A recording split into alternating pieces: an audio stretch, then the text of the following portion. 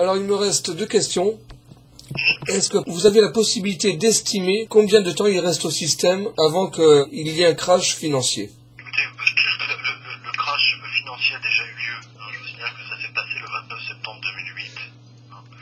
Et que manifestement les gens n'ont pas bien compris ce qui s'est passé le 29 septembre 2008. Tous les fonds de réserve, par exemple des assureurs, vous savez, les assureurs sont tenus d'avoir des fonds de réserve, la piscine de Picsou. Oui. Voilà.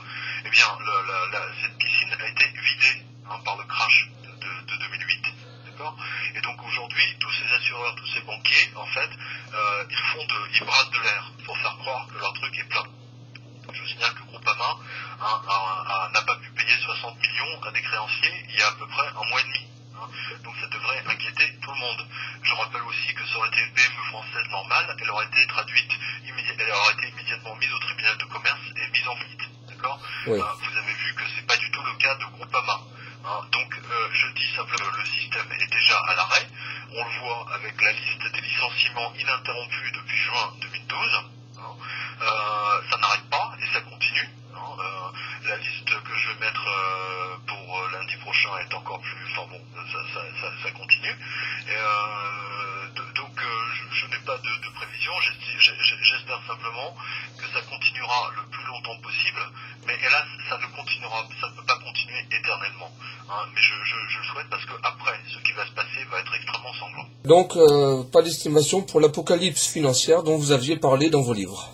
C'est pas évident à faire. C'est pas que j'ai pas d'estimation, vous n'avez pas compris.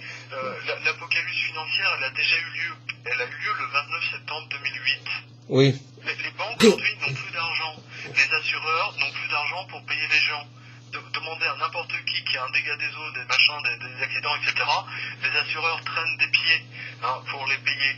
Il manque toujours un papier, les estimations sont faites au plus bas, et j'en passe, et des meilleurs. Et je tiens ces informations, si vous voulez, d'un expert d'assurance qui m'a expliqué il y a exactement 3 semaines qu'aujourd'hui les grands assureurs français sont dans la panade, pour rester poli, jusqu'au cou aujourd'hui. Oui. Et qu'elles ne savent pas comment faire pour payer les sinistres. Je vous signale qu'il y a un assuré, alors je ne sais plus si c'est AXA, Groupama ou peu importe, ou GFF, il a envoyé des huissiers pour saisir le siège à la défense de l'un des assureurs là. Parce qu'il n'a jamais été payé de son sinistre. Vous vous rendez compte? C'est catastrophique.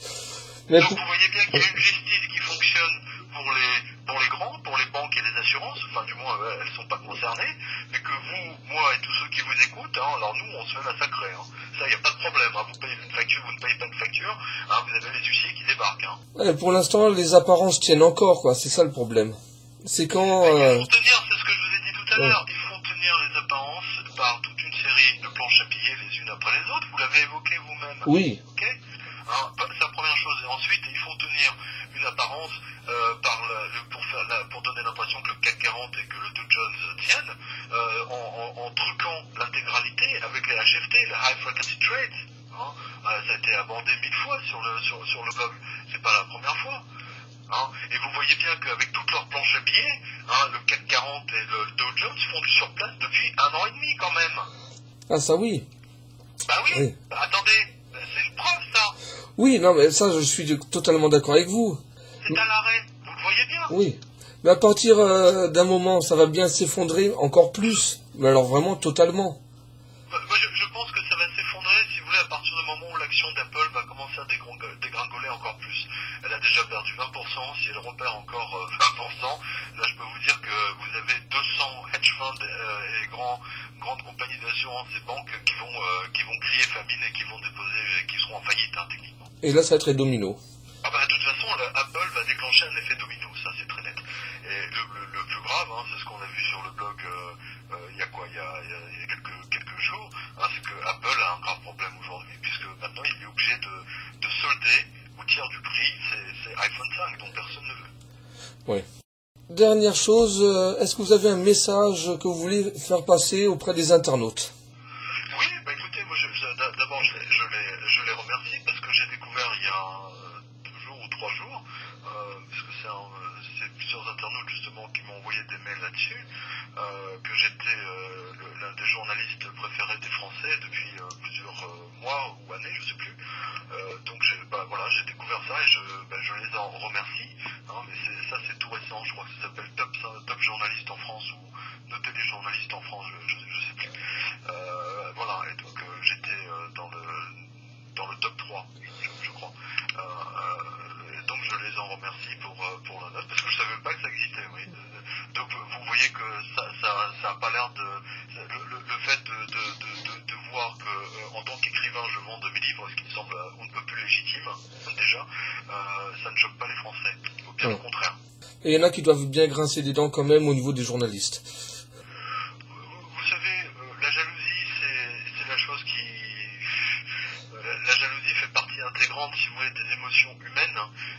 Donc, qui que ce soit vous à votre blog, hein, parce que vous avez des succès, je suis à peu près certain que vous avez tout un tas d'hargneux qui vous démolissent. J'en ai quelques-uns. Sur Internet, voilà. Hein, donc, je ne vais pas vous l'apprendre. Voilà. Donc, dès qu'on devient public, plus ou moins, vous avez tout un tas de gens qui, manifestement, ont ça à faire dans leur vie.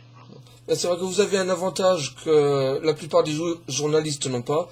Vous avez une liberté de parole et vous n'êtes pas contrôlé par une hiérarchie là-dessus. Vous savez, à 53 ans, je me vois mal être journaliste de base. Hein. Je comprends. Reporter, j'étais correspondant aux États-Unis. Après, vous voyez ce que je veux dire, vous pouvez difficilement accepter le fait d'avoir un rédacteur en chef au-dessus de vous, quoi. Oh, je comprends tout à fait. Eh ben, je vous remercie beaucoup pour cette interview et pour le temps que vous nous avez donné. C'est moi qui vous remercie. C'est un plaisir et je vous souhaite une bonne journée. Vous aussi. Merci. Au revoir Pierre Jovanovic.